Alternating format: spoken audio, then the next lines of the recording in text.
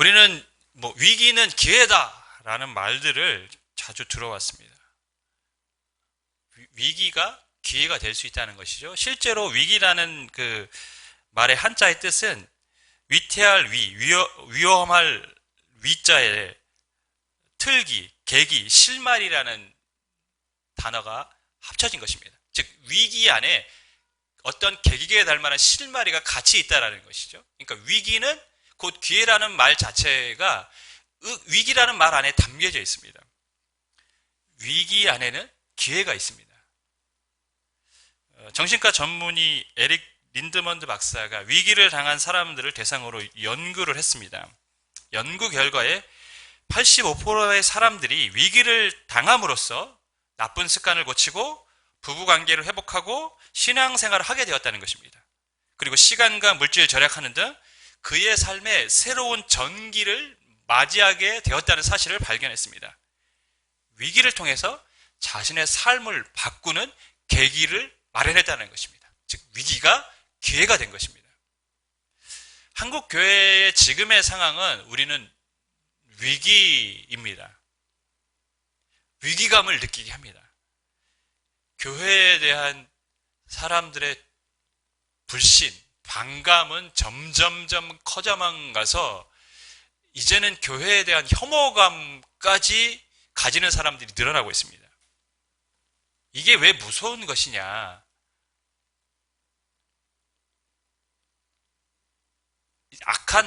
그러니까 나쁜 마음들은 쉽게 바뀌지가 않아요. 그리고 쉽게 퍼져갑니다. 사람들에게. 사람이 본성이 약하기 때문에 좋은 것들은 잘 퍼져가지도 않고 사람들에게 전달도 잘 안 되는데 사람들은 나쁜 것에 더 집착하고 그런 것에 관심이 많아요. 우리가 그 인터넷 댓글들을 보면 좋은 칭찬보다는 나쁜 글에 더 많은 사람들이 이렇게 참여하는 것을 보게 됩니다. 그게 사람이 그렇습니다. 교회에 대한 이런 악한 감정들, 혐오감들이 커지는 것은 굉장히 위험한 상황들이죠. 다음 세대의 신앙이 걱정이 될 수밖에 없는 지금 한국교회의 현실입니다. 뿐만 아니라 지금 비대면 예배를 우리가 온라인 예배를 드리고 있는데 자칫 이것들이 지속되다 보면 우리의 신앙을 장담할 수가 없습니다. 한 주, 두 주는 우리가 비대면 예배를 주면 그래 이것도 괜찮다 할 수 있습니다. 그러나 시간이 지나면 이것에 익숙해져 버리면 우리의 영성은 점점점 무뎌질 수 있는 가능성이 너무 크다는 것이죠. 그래서 한국 교회는 정말 위기 상황인 것만은 맞습니다. 하지만 그 위기라는 말 자체에는 또한 무엇이 담겨 있습니까? 기회라는 의미도 담겨져 있습니다. 한국 교회가 바뀔 수 있는 기회가 어쩌면 지금 이 시대인 것입니다. 우리가 알아야 될 것이 있는데 모든 사람에게 위기가 기회가 되는 것은 아니라는 것이죠. 어떤 사람에게는 위기가 위기로 그냥 끝납니다. 근데 어떤 사람에게는 위기가 기회가 돼서 자신의 삶을 바꾸는 계기가 됩니다. 어떻게 하면 지금의 위기를 우리는 기회로 바꿀 수 있을까요? 말씀을 통해서 한번 살펴보겠습니다. 우리가 아는 것처럼 바울은 2차 선교 사역을 떠나면서 본인이 원하지 않는 지역으로 가게 됐어요. 하나님이 그를 마게도냐 땅으로 인도하셨습니다. 그래서 마게도냐 첫 성 빌립보에 갔는데 거기 회당이 없어서 그는 안식일에 기도하기 위해서 기도처로 갔습니다. 거기서 누디아를 만나고 누디아에게 복음을 전하였고 그의 가족들이 회심하는 놀라운 구원의 역사가 있었습니다. 또 다른 안식일이 되자 바울과 실라는 즉 선교팀은 다시 기도하기 위해서 기도처로 갔다고 기록을 하고 있습니다. 16절을 보면 우리가 기도하는 곳에 가다가 점치는 귀신 들린 여종 하나를 만나니 점으로 그 주인들에게 큰 이익을 주는 자라. 어디로 가고 있습니까? 또다시 기도하러 가고 있습니다. 전 이게 굉장히 중요합니다, 여러분. 기도를 통해서 바울은 하나님의 뜻을 발견했고 기도를 통해 기도하는 곳에 갔다가 누디아를 만났고 누디아라는 여인이 변화되었습니다. 또 오늘 기도하러 가는 중에 귀신 들린 여종 하나를 만나고 그 사람을 치유하게 됩니다. 사도행전에서 보면 이 기도라는 것은 굉장히 중요한 위치에 있고 중요한 의미가 담겨져 있다고 우리에게 계속 설명을 합니다. 기도는 모든 역사의 시작이며 하나님의 능력이 나오는 시작점입니다. 어쩌다 우연히 하나님의 능력이 나타나는 것이 아니라 기도할 때 하나님의 능력이 사도행전에는 계속해서 일어나고 있다고 우리에게 지금 기록을 하고 있고 알려주고 있습니다. 병자를 치유할 때, 옥에서 지역적으로 풀려날 때, 귀신을 쫓아낼 때, 하나님의 뜻을 발견할 때 그 모든 시작은 기도할 때, 기도하러 갈 때, 기도하러 가는 중에 일어난 것입니다. 기도가 모든 문제를 푸는 열쇠라고 사도행전은 우리에게 끊임없이 반복적으로 지금 가르치고 있습니다. 여러분, 지난주에 말씀을 드리는 것처럼 지금은 정말 한국교회는 기도해야 될 때입니다. 제가 고민을 많이 했어요. 우리가 그래서 예배 시간에 좀 더 많은 기도의 시간을 갖자. 비대면이니까 오히려 더 우리가 전염을 걱정하지 않고 예배할 수 있겠다, 기도할 수 있겠다는 마음이 들었어요. 또 하나 무슨 생각이 들었냐면 지금이 기도해야 될 때인데 우리가 같이 모여서 기도할 수는 없잖아요. 지금 상황이. 여건이 되시는 분은 일주일에 한 번씩 교회에 와서 기도하는 것도 아주 좋은, 개인적으로 기도하는 것 필요하고 너무 좋은 때라고 여겨졌어요. 그래서 제가 무슨 생각했냐면 24시간 교회에 찬양을 틀어놓을 거예요. 불도 좀 켜놓고 전기세 조금 더 나가면 어떻습니까? 여건이 되시는 분들은 와서 기도해야 되는 것이죠. 왜? 기도가 모든 문제를 푸는 열쇠이기 때문에.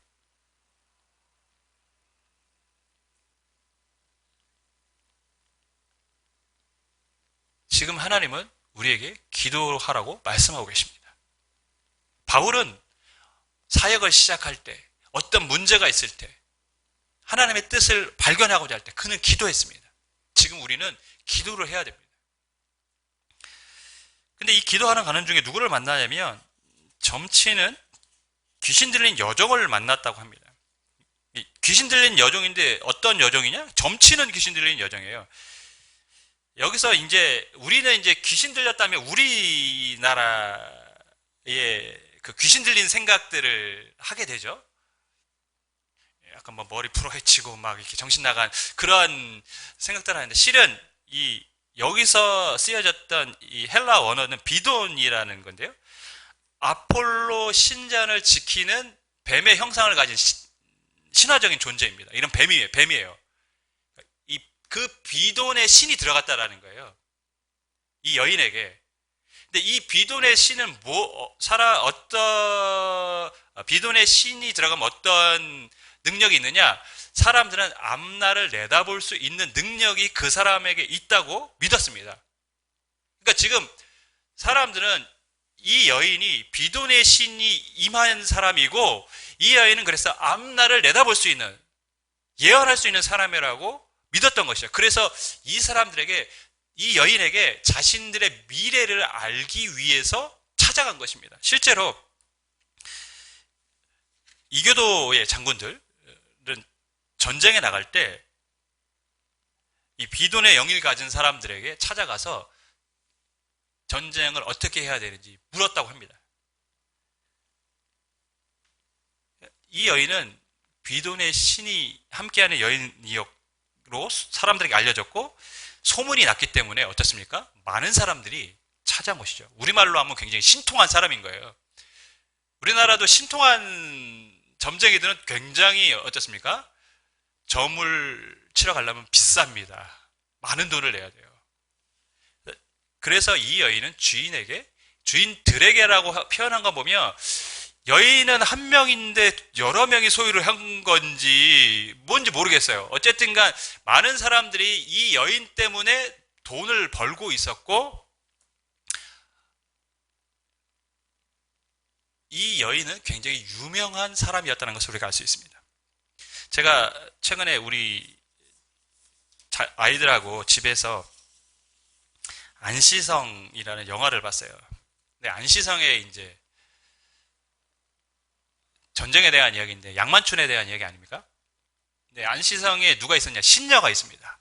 우리가 옛날 드라마들 보면 다 신녀들이 있어요. 그죠? 신녀들이 나와서 주몽에도 신녀들이 있었고 선덕령에도 신녀가 있었고 신녀들이 있습니다. 그 당시에는 신과 교통하는 사람이 있고 그 사람들에게 뭐 합니까? 전쟁에 나갈 때 물어봐요. 우리가 지금 나가야 되느냐? 안 나가야 되느냐? 나가면 어떻게 해야 되느냐? 근데 그 안시성의 신녀가 나가지 마라. 싸움을 하지 마라. 전쟁하지 마라. 진다. 다 죽는다. 이렇게 얘기했어요. 그런데 어떻게 됐습니까? 안시성 전쟁에서 승리를 했습니다. 오늘도 많은 사람들이 자신들의 미래를 알고 싶어서 점집을 찾아가는 사람들이 있습니다. 왜 찾아갈까요, 여러분? 왜 사람들이 미래를 알고 싶어 할까요? 미래를 알면 자신의 미래를 바꿀 수도 있다고 믿기 때문입니다. 예를 들면 이런 거예요. 어떤 사업가가 내가 이 사업을 하면 잘 될 것이냐 가서 묻는 거죠. 근데 신동환 점쟁이가 안 된다. 지금은 때가 아니다. 6개월 미뤄라. 1년 미뤄라. 뭐 이렇게 하면 그걸 따른다는 거죠. 그래서 자신의 미래를 바꿀 수 있다고 생각하기 때문에 점쟁이를 찾아가는 겁니다. 또 그 점쟁이가 어떤 사람을 만나면 불행하다. 이런 사람은 피해라. 그러면 그 사람들을 안 만나는 겁니다. 왜 미래를 알고 싶은가? 미래를 바꾸고 싶어서. 미래가 나에게 유익이 되도록 하기 위해서. 그런데 여러분, 잠언 16장 9절에는 이렇게 말씀합니다. 사람이 마음으로 자기의 길을 계획할지라도 그의 걸음을 인도하시는 이는 여호와시니라. 사람의 미래는 사람 손에 달려있는 게 아십니다. 내가 무엇을 어떻게 하느냐, 또 물론 그것이 우리의 미래에 아무런 영향을 미치지 않는다는 것이 아니라 결국 사람의 미래는 하나님의 손에 달려 있습니다. 사람을 의지하고 점치는 사람을 의지하는 것은 어리석은 일이죠. 하나님만 의지하셔야 됩니다. 하나님만이 우리의 인도자시며 우리의 인생을 바꿀 수 있는 분이십니다. 왜 우리가 기도해야 됩니까? 왜 한국교회가 지금 기도해야 됩니까? 이 상황을 바꾸실 수 있는 분은 오직 하나님뿐이기 때문인 줄 믿습니다. 이 점치는 귀신 들린 여종을 바울이 만났는데 이 여종이 바울을 굉장히 힘들게 했어요. 17절을 보면 그가 바울과 우리를 따라와 소리질러 이르되 이 사람들은 지극히 높은 하나님의 종으로서 구원의 길을 너희에게 전하는 자라 하며 이같이 여러 날을 하는지라. 이 여종이 어떻게 행동을 했습니까? 소리를 지릅니다. 소리를 지르는데 어떻게 지르냐면 이 사람들은 지극히 높은 하나님의 종으로 구원의 길을 너희에게 전하는 자라. 근데 이게 하루만 한 게 아니라 여러 날 계속 바울이 그쪽을 지날 때마다 따라다니면서 계속 소리를 지르는 거예요. 이 사람들은 지극히 높은 하나님의 종으로 구원의 길을 너희에게 전하는 사람들이다. 참 신기한 게 복음서에도요. 사람들이 예수님이 누구인지 몰랐어요. 하나님의 아들인지 인정하지도 않았고 몰랐습니다. 그런데 누가 알았습니까? 귀신 들린 사람들은 알았어요.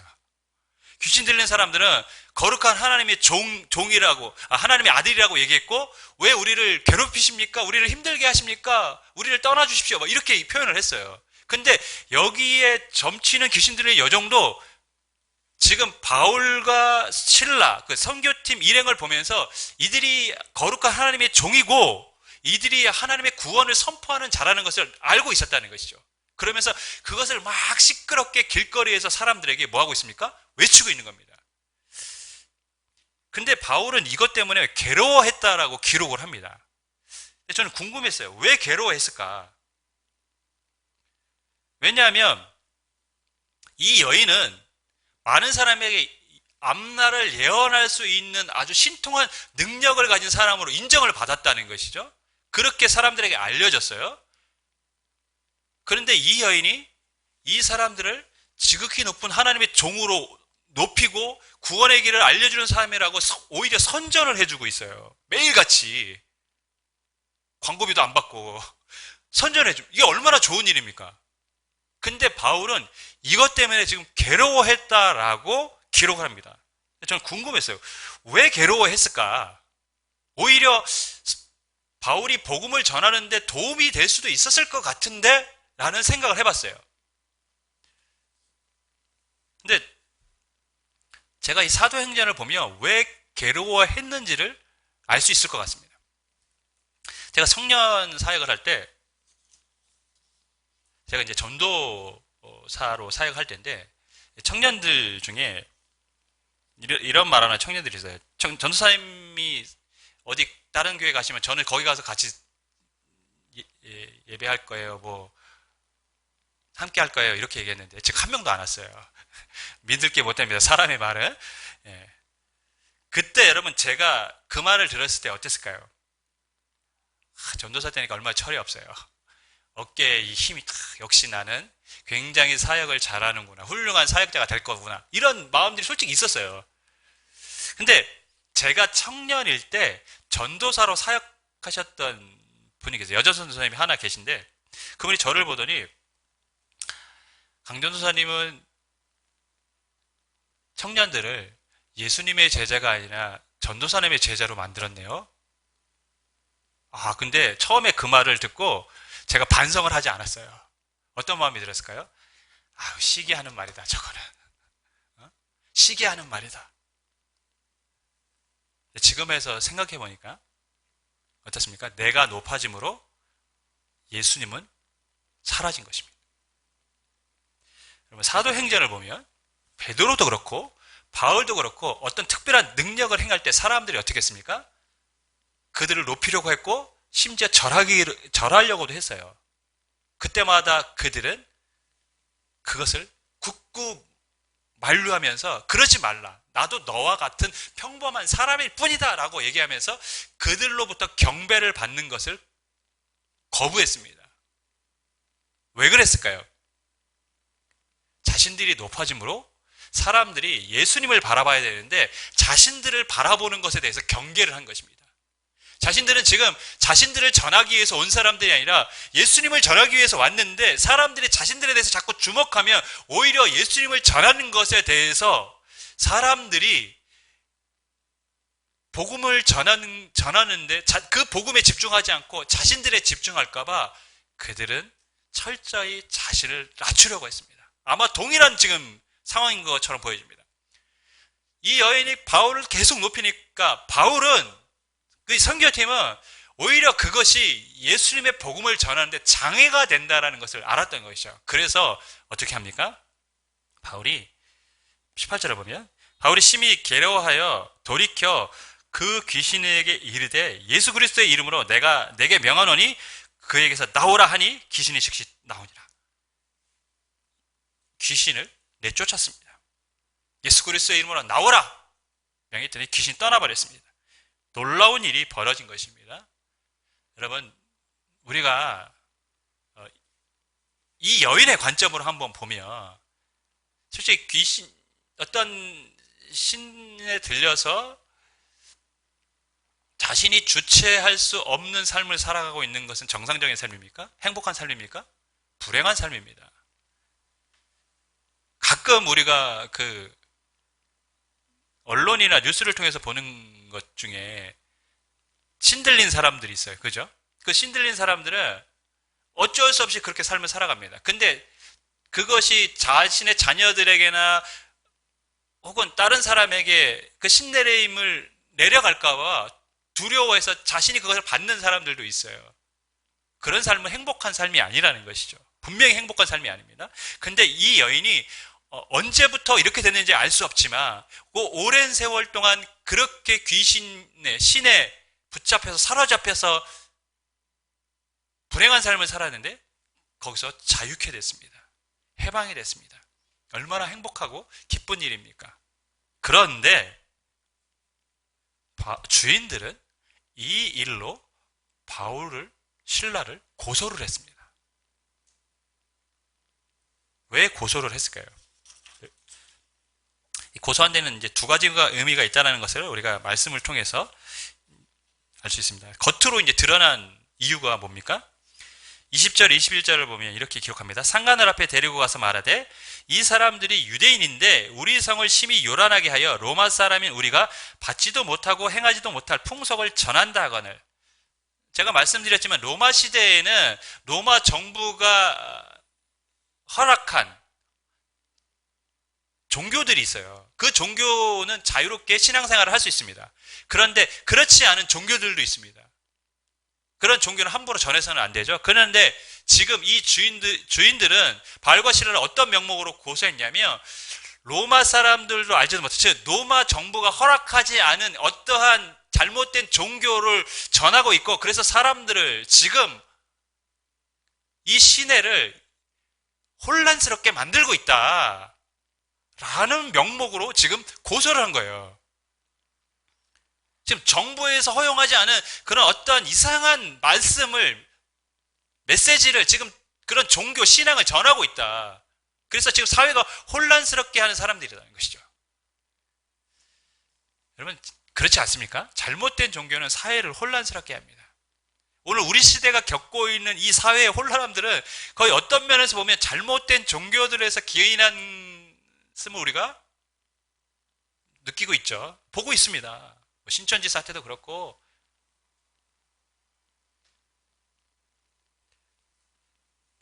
하지만 그것은 겉으로 드러난 이유지 내면의 실제 숨겨진 이유는 그것이 아닙니다. 그 내면에 실제 숨겨진 이유는 바로 돈 때문이었습니다. 19절에 얘네 주인들은 자기의 수익의 소망이 끊어진 것을 보고 바울과 실라를 붙잡아 장터로 관리들에게 끌어갔다가, 주인들이 바울과 실라를 붙잡아 고소한 이유는 수익이 끊어졌기 때문에, 막대한 돈을 벌었는데 이 여인으로 인해. 근데 더 이상 이 여인 때문에 큰 돈을 벌 수 없으니까 그것 때문에 화가 난 것입니다. 여러분, 이 주인들은 자신의 여종을 뭘로 봤습니까? 한 사람의 인격체, 한 영혼으로 본 것이 아니라 돈을 버는 수단으로만 본 것이에요. 이것이 이 주인들이 위기를 기회로 바꿀 수 없었던 이유입니다. 분명히 세상적으로 보면 주인들에게는 위기가 맞습니다. 왜? 더 이상 돈을 벌 수 없기 때문에 위기죠. 그러나 다른 측면에서 보면 이 주인들에게는 기회가 될 수 있었습니다. 구원의 길을 알려주는 하나님의 위대한 종들을 만났고, 그를 통해서 예수 그리스도의 이름의 능력이 무엇인지를 보게 되었습니다.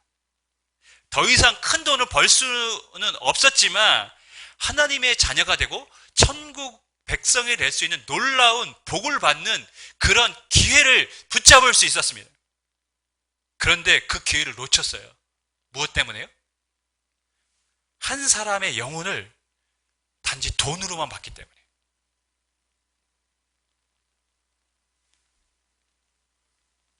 영혼의 관점이 아니라 물질의 관점으로 본 것이죠.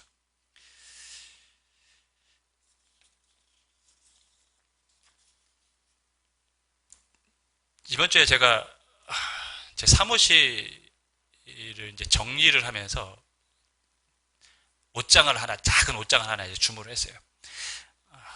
평일에 할 거 없으니까 이제 막 사무실 정리하고 막 이제 청소하고 막 그러고 있습니다. 옷장을 정리하는데 택배 기사가 배달해 줬어요. 그래서 사무실까지 이제 들여다 주셨는데 제가 감사하다고 이제 가져도 된다고 했더니 본인이 설치까지 다 해줘야 된다 하면서 설치를 막 해주시는 거예요. 그래서 설치까지 해주시고 난 다음에 갑자기 느닷없이 목사님 요즘 예배 어떻게 드리세요? 이분이 지금 교회가 온라인 예배를 드리는지 안 드리는지 이거를 이거 물어보는 건가, 뭔가 그거를 말하려고 하는 건가? 그래서 그걸 알아보려고 하나 해서 요즘 우리 온라인 예배 드립니다. 상황이 어쩔 수 없어서 그렇습니다. 그랬더니 그렇죠? 그러더라고요. 그랬더니 다시 질문을 합니다. 갑자기 현 상황을 어떻게 생각하십니까? 네? 현 상황 지금 뭘 말하는지 잘 몰랐어요. 그랬더니 영적으로요. 지금의 상황을 어떻게 이해하고 계십니까? 그래서 제가 물어서 교회 다니세요? 그랬더니 이제 제가 교회 다닙니다. 그래서 이제 제가 그때부터 말씀을 드렸어요. 그래서 저는 성경적으로 이렇게 생각합니다. 성경적으로 이스라엘 백성들이 고난을 받을 때 고난에는 하나님의 뜻이 있었습니다. 그들이 잘못했기 때문에 하나님은 그들에게 고난을 주셨고 고난을 통해서 이스라엘을 새롭게 하셨습니다. 그것이 성경의 반복된 역사입니다. 지금 한국 교회가 고난을 받습니다. 어려움을 겪고 있습니다. 근데 이것을 우리가 박해다 탄압이다 말해서는 안 됩니다. 왜냐하면 한국 교회는 이미 오래전부터 많은 사람들에게 스스로도 세속화되었다고 말을 들어왔기 때문입니다. 그렇죠. 한국 교회는 이미 오래전부터 세속화되어져 가고 있다고 이야기를 들어왔습니다. 어쩌면 하나님은 그 세속화된 한국 교회를 향해 지금 고난을 주고 계십니다.